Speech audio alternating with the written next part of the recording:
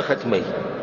څومره د خوشحالي خبره. یو حدیث کې د رضی امام ترمذی رحم الله راوړی ما يزال البلاء بالمؤمن والمؤمن في نفسه وولده وماله. و همیشه په مسلمان باندې، په مسلمان سړی او په مسلمان زنانه باندې امتحانونه یي، د په بدن کې، د په بچو کې، د په مال کې، حتی يلقى الله وما عليه خطيئه، تر دې چې کله د الله سره ملاقات کوي نو د صفای د ګناونو نه بالکل صفای شوی. د دې مصیبتونو در سره الله دغه ګناونه ختم کړي، الله سره چې د ملاقات لري شي هر څه صفای شي او ختم شي. څومره د خوشحالي خبره. یو حدیث کې درځي امام مالک رحم الله په خپل کتاب موطا کې راوړی، ډیر ناشنا روایت دی، دغه کې دی اذا مرض العبد، کله چې یو بنده، رسول سمو چې کله د الله یو بنده بیمار شي، بعث الله الیه ملکین، الله سو ملائکه راولېږي، دوا ملائکه سره برلېږي، الله وتوي انظر ماذا يقول لعواده، لار شي او وګوري چې زما د بنده دغه خلکو ته سوې دا کم چې د بیمار پرسي لراغلي دي. فإن هو إذا جاءوه حمد الله وأثنى عليه، نکبل پرز دا ملائکه راشي خو ناشتي کنوس بیمار پرسي له خلک رالو، ها څنګه یره، حمد الله، د الله حمد وي، واثنى عليه، د الله ثناء وي، الله شکر دې په نعمتونو کې، رفع ذلك الى الله عز وجل وهو اعلم. نو د دوه ملائک دا خبر زل الله ته ورسي او الله ته پته دا خبره چې دی الله ته ورسي وي، الله هغه بندسته دا وي، ستا صفات بیان کړو، ستا حمدونه بیان کړو، ستا ثناګانې بیان کړې. د حدیث ته وکړي دی الله دې ملائکه ته وي چې به تاسو په دې خبره گواه شئ، کدا بنده ما په دې بیماری کې مړ کو او د وخت پوره شوی، نو دا په ما باندې لازم د چې زبده جنت ته نه باسم، او کچرته ما دل شفا ورکړه او د په قسمت کې مرګ نه وو، نو تاسو په دې خبره گواه شئ چې زبدل بدن ورکوم د دې بدن نه بغوري دا کم چې وسته، او زبدل غوخه ورکومه هغه به د دې غوخه نه غوري کم چې وسته د بدن ده، او دله به زبدل بدن کې دي شي وینه واچوم او دي شي تازګي به پکې راولم چې هغه مخ کې بده کې نه، او دا یاد ساتي او تاسو به گواهان شئ ملائکو چې زبول د ګناونه ټول بخامه. دا صرف په دې چې د دنه څوک ته پوښي کې او د شکر وبس. دا فائدې ته سوال معلومه ده، د علم برکت چې کله تاسو د علم په مجالسو کې کینې او د علماو سره کینې، قرآن او حدیث اوري، یو خو چې تاویل ماویل اوري، بزرګانو دا ویلي نو پلاني سیب دا ویلي، پلاني سیب دا ویلي، بای کې دا فائدې تاسو نه ملوي. زمونږ دي خلکو ته چې وې څنګه ژوند، بس غوټه غوټي ژوند دی تیری. دا دوه ملائک دا خبره رسي الله ته ګوره، یا الله وی چې غوټي غوټي ژوند دی څنګه ژوند تیر، بس ساده کته برځي دا خبر بر رسي، دلته ژوند دي څنګه تیری بس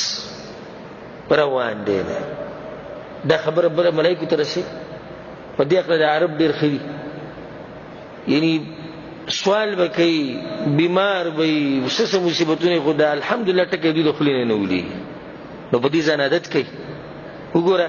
چې د صرف د الله حمد وي او صفات یو کو د الله رب العالمین غیرتی بادشاہ دی، څومره سوال ورکي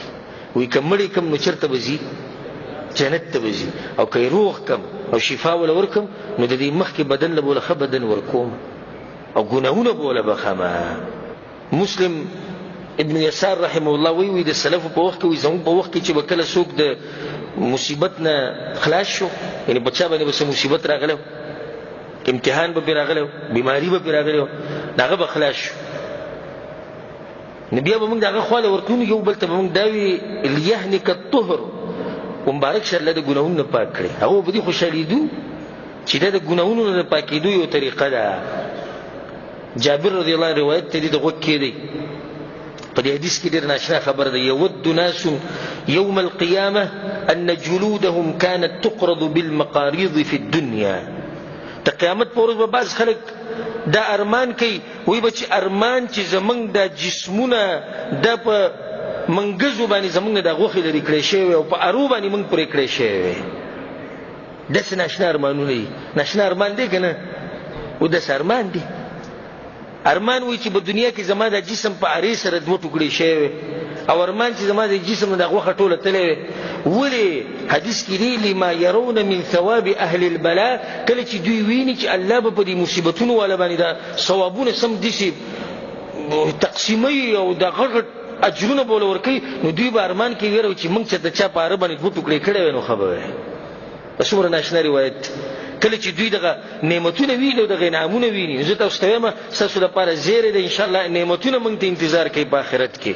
او الله سبحانه وتعالى به دې مصیبتونو په غم کې د مصیبتونو په بدله کې موږ ډیر اجرونه راکړي باذن الله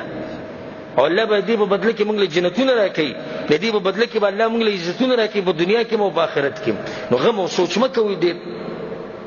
ځکه سلفو به دا خبره کوله زمونږ د دین د مشرانو وی کچرته په دنیا کې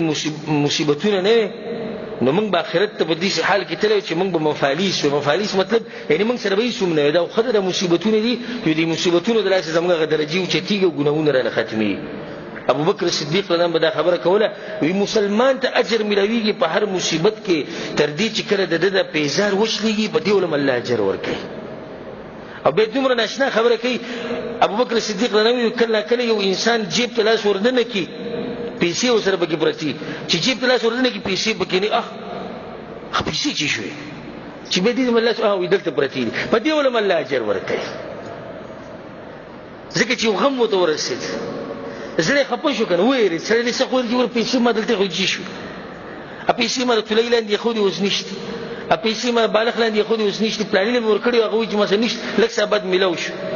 د دې سوچ او د دې معمولی غم دلاسه الله سبحانه وتعالى د اجر ورکړي نو به چې دا غټ کوم مصیبتونه راځي او دا غټ مصیبتونه چې کوم مسلمانانو راغلي چې الله به غوړي څومره اجرونه ورکړي امام ابن الجوزي رحمه الله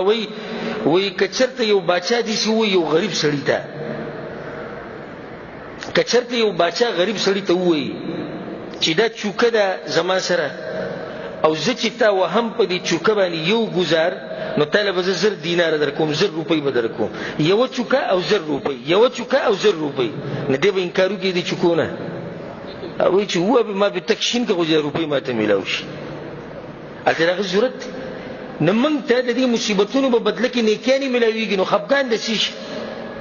زما واستاد مقصد خو په دنیا کې نیکیانی ګټل دي کنه دا مقصد تاسو دې کنه دی هغه تاسو ملاويږي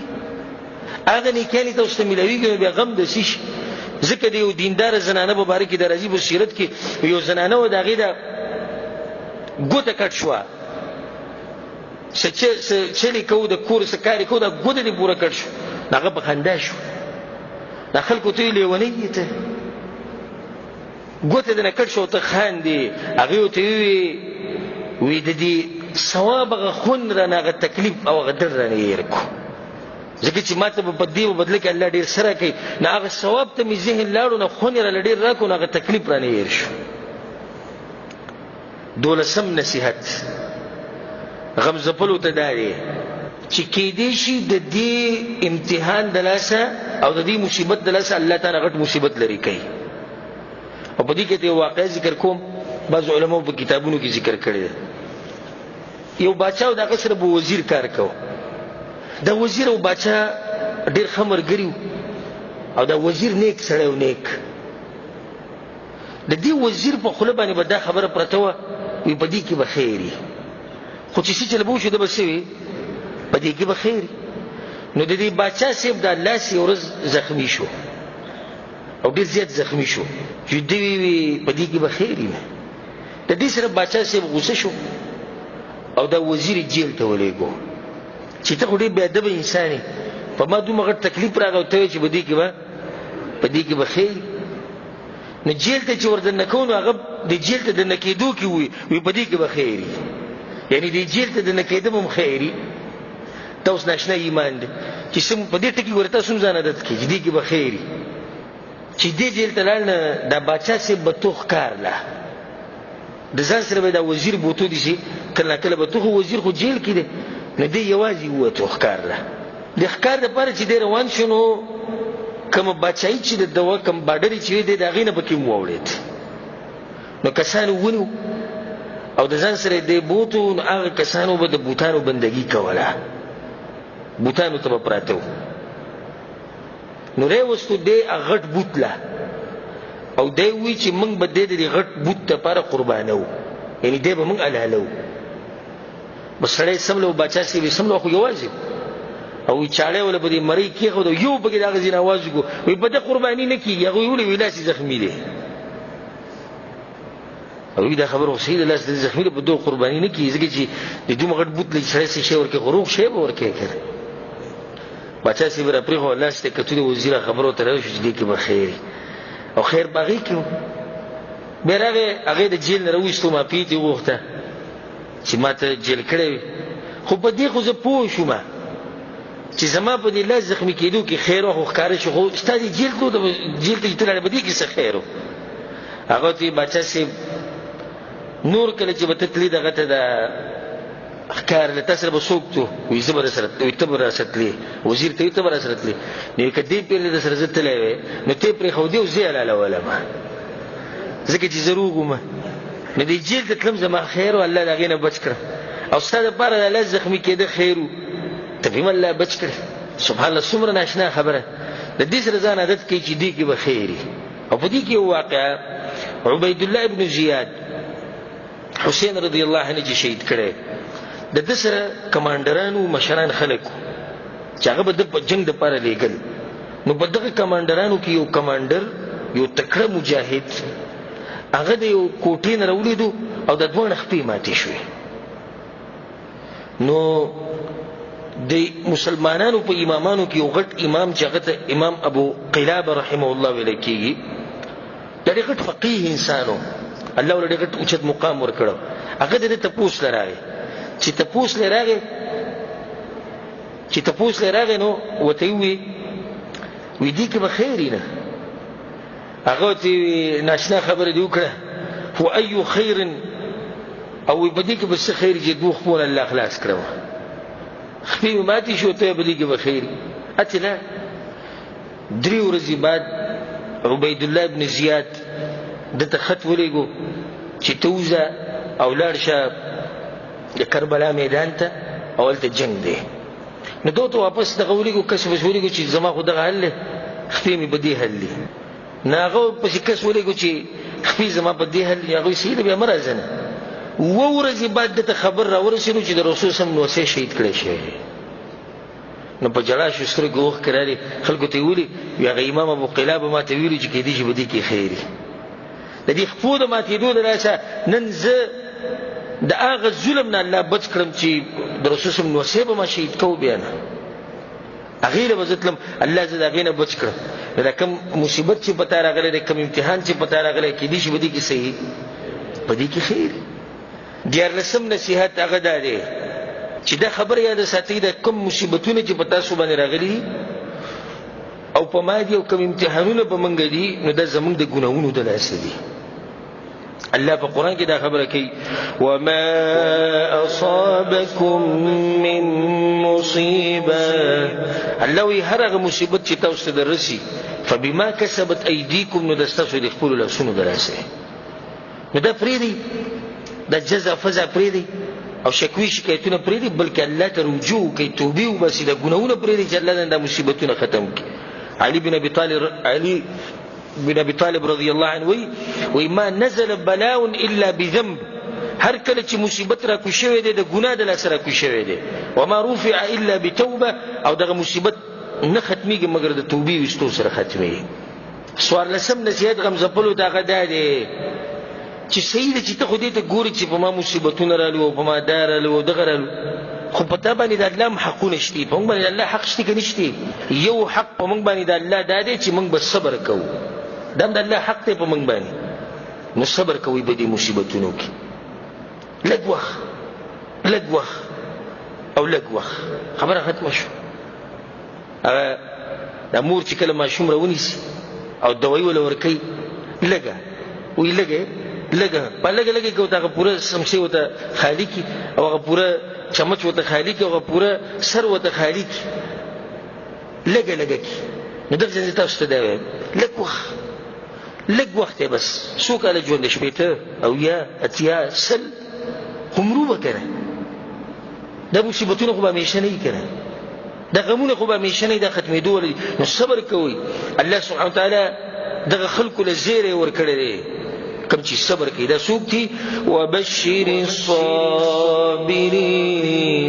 الله وی زیری ورکړه هغه خلکو ته چې په مصیبتونو کې صبر کوي. څه چل کوي دوی په مصیبت کې؟ الله دغه حال را نقل کوي الذين اذا اصابتهم مصيبه. دا خلک دي چې کله د مصیبت ورسي قالوا انا لله وانا اليه راجعون. یقینا موږ د الله او الله ته واپس کیدونکي یو. چې موږ د الله خو اختیار ټول الله دی کړه. یا ایها الذین آمنوا اصبروا وصابروا. الله وی صبر کوي یو بل ته د صبر نصیحت کوي. نو په دې مصیبتونو کې صبر کوي چې حوصله خپل پسې نه کوي او د الله نه توبه مقتی کوي. بل سم نصیحت غم زپلو طاقت دی. زاغه سړی ته ډیر د تعجب په نظر سره ګورم چې هغه په دې مصیبت کې چغي وهي او د جاهلیت خبرې کوي او کله یو سوی او کله بل سوی او کله غریبۍ ته کنځلې کوي او کله ژوند ته کنځلې کوي. د دې د لاسه به د مصیبت بدل شي نو بیا ولې غم دی؟ که چېرته د غمونو د لاسه مصیبت ختمې دی نو بیا خو د اوس نه پې شروع کوو او سم سوچونه او فکرونه کوو ختم به شي مصیبت نه ختمي. الله په قرآن کې سوی ما اصاب من مصیبة فی الارض ولا فی انفسکم. الله وی هر هغه مصیبت چې تاسو دررسي هغه په ځمکه کې دا که تاسو تاسو په ځانونو کې دررسي الا فی کتاب من قبل ان نبرأها. الله وی دا مصیبت اسمانه درکوز کړه بلکې دمه په تقدیر کې لیکلې ځکه درکوزوم کته. کته صبر کې او کته نه کې تقدیر خو بکیږي نه. نبی استاد دي غمونو څه پیدا شو. ځکه علي رضی الله عنه وی ان صبرت کچرت صبر دی وکړو جرى عليك القلم. قلم خو بچلیږي د تقدیر ده وانت ماجور الله بدل اجر درکې. او کچرت به صبر دی وکړه او د جاهلیت خبرې دی وکړي جرى عليك القلم. قلم به بیا چلی ګوره قلم ودریږي نه وانت ماجور او ته به ګناهګاری. نو څه فائدې ته وکړه؟ قلم په دوه حالاتو کې چلیږي ودرېدې نشي. الله چې تقدیر کې سری کړی دی هغه به راځي. نو ستاسو دې سوچونو فکرونو د لاسه خو د تقدیر بدلیږي خو نه. نو بیا سره دا غم دی راغستی. ځکه حدیث کې راځي رسول صلی الله علیه وسلم عبد الله بن عباس روایت روایت ته وی کله چې الله قلم پیدا کو اول ما خلق الله القلم. کله چې الله قلم پیدا کو دی قلم ته الله وی ولیکا هغه یې الله سولیکم وی ولیکا غټول تقدیر چې سبا کیږي د قیامت پورې. نو دا ټول هر څه لیکل شوی. نو ستاسو دې جزء او فضل څه پیدا شتي؟ هیڅ پیدا نشته. د چینیان چې چینیان د دې بس خبرې د حکمت ډېری جوړي خبرې. یو د حکمت خبره د چینیان دا کوي وی ولی ته اوبو ته ځان غزاري مخکې د دینه چې کشته ډوبه شي. کشته لا ډوبه شي نه ده او ته ځان څه ته گزار کو اوبو ته گزار صبر وکړه کې دې چې کشته بچ شي. نه معمولی سیلې را له کشته وړقوله او ته جو کمی شي وسو ورود د انګریره کشته خرابېدو ولا ټوله معمولی وب کشته نه نه وتی یو ته کمی شي وسو اوبو ته ورود انګر بیا به کې اوبو کې ډوبې دی او چې سر دې سره اوچت کو کشته روانه ولا بچ پاتې شو. صبر خو کړه نه موږ باندې معمولی مصیبت نه راغله بس ظلم تبا شو یاره ځواني لاړه ختم شو او بچی دي شو او دا دي شو. لکه صبر وکړه. الله به د دین بعد راحت د سخت نه بعد راحت راوي. ان مع العسر يسرا. همیشه د سخت سره راحت راځي. شپږم نصیحت هغه د کوم زپلو ته چې اے مسلمانه تا ته دا پته نشي چې خیر پس کې دی. الله په قرآن کې سوی وعسى ان تكرهوا شيئا وهو خير لكم. کې دې چې الله چې تاسو یو شی بدی شي هغه تاسو لپاره غوړي. نو د مصیبتونو خو زمونږ بدی شي ټولو خو کې دې چې بدی کې صحیح خیری زمونږ لپاره. ولا سم نصیحت دا دی دا ته قیمتي نصیحت کوم او غوږ وته کولاوک الله په قرآن کې سوی لقد خلقنا الانسان فی کبد. الله یقینا موږ د انسان په سختو کې پیدا کړی، یعنی دې به د ژوند په سختو کې تېرېده. الله خبره، د الله په خبره کې شک شته؟ نو څنګه ته بغیر د سختو نه ژوند غواړې؟ الله وی په سختو کې مې پیدا کړی، دی وی زما بغیر د سختو نه پکار ده. د ماشوم چې پیدا کېدو دم سخته وه، د پیدایي سخته ده، بیا د تربیت کول په د سبقونه ویل دم یو سخته ده، بیا د ځواني دم سخته ده، بیا ول واده کول دم سخته ده، بیا د بچی پیدا شي دم سخته ده، بیا غول رزق ګټي دم سخته ده، بیا چې لوی شي بیماریانی دم سخته ده، او بیا د نوري مسلې دم سخته ده، بیا چې مړ شي دم سخته ده. خلک به خپي. نو د بدايه او نهایه سخته ختم شو په سخته. نو ته څنګه بغیر سختو نه غواړې؟ اسی دا ډېر قمقل سړی چې وایي الله دې ژوند راکړي چې سره به سخته نه وي. ځکه شاعر وایي د دې سخت مبارکه خبره کوي چې سختي به لازم راځي. وي طبعت على كدر وانت تريدها صفوا من الاقدار والاكدار. دا ژوند خو الله جوړ کړی دی چې ودی کې به سختي او ته بغیر د سختو نه غواړې. نو دا سختي به لازم زموږ په ژوند کې راځي. ورسېدې په خبره کنه دا چا ژوند بغیر د سختو نه نشته. اتلسم نصیحت هغه دې غم زفلو ته داري چې دا کوم مصیبتونه کوم غمونه چې په تا باندې راغلي دي د دې ختمولو یو علاج دا دی چې د الله ذکر ډېر کوه، استغفار ډېر وایه، استغفر الله، د شپې تهجد ډېر کوئ، د قرآن تلاوت ډېر کوئ، الله سبحانه وتعالی ته رجوع وکئ، الله ته عاجزي ښکاره کوي. الله په قرآن کې سوی امن یجیب المضطر اذا دعاه ويكشف السوء. الله وی هغه څوک دی چې کله په مصیبت کې څوک وخري او هغه له دعاګانې قبلوي. یو الله دا راته وایم چې ګوره د الله نه علاوه زموږ هېڅوک نشته. ګوره د الله نه علاوه زموږ هېڅوک هم نشته. الله زموږ معبود دی، زموږ رب دی. دروازې هغه مونږ ته د اسمان کولاو کړي دي چې څه ټیم د دروازې ټکوي، زه به ستاسو دعاګانې قبولې کړم. نو الله ته عاجزي وکړه، الله ته رجوع وکړه. دا خبره لږ تفصیلي ده خو مونږ مختصر کوو چې دا وخت په ختمېدو دی. دا څویم نصیحت شو؟ اتلسم. نولسم نصیحت دا دی ماضي مه رایادوئ، ماضي مه رایادوئ. دا مخکې ما یو نصیحت کړی و داسې چې داسې کار وکئ، داسې کار وکئ د ماضي دا کتاب راوالئ ویې تړئ او یو داسې ځای ته یې ور واچوئ چې هغه کنډري تورو تیارو ته یې ور واچوئ، اور ورته ولګوه. څه چې شوي دي هغه شوي. نو په هغې کې سوچ کول دا د کوم ځای هوښیارتیا ده؟ یاره چې ما د ځوانۍ په وخت کې د دې زنانه سره واده نه وی کړی، نو نن به داسې نه. نو ته اوس 15 کاله مخکینۍ قصه دې راغستې ده، اوس خو کار شوی دی که اوس دې له علاج وګوره. ته په دې سوچ کې چې هغه وخت کې مې نه وی کړی او خو بیا نه راځي، راځي نه راځي. یاره که ما سبقونه ویلی وی نن به مې دا مزدوري کوله، نن به مې دا کوله غریبي، اوس کار شوی دی. یاره که ما د پلاني ته داسې نه ویلی، دا قسمه خبرې کول د خپل ژوند تنګول دي.